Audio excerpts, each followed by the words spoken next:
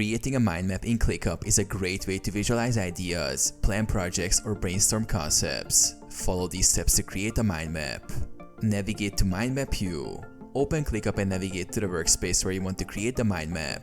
In a space, folder, or list, click the plus view button at the top of the screen.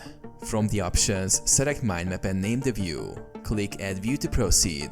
Choose a mode. You'll be prompted to select a mode. Tasks mode links existing tasks to the mind map. Blank mode starts a fresh, customizable mind map. Choose blank mode for brainstorming or start with tasks mode to visualize task relationships. Create your mind map. Click on the central node to rename it with your main topic or idea. Add branches by clicking the plus icon. These branches represent subtopics or related ideas. Drag and rearrange nodes to structure your mind map visually. Customize and collaborate. Assign tasks, add due dates, or insert nodes directly into nodes. Share the mind map with your team for collaboration and brainstorming.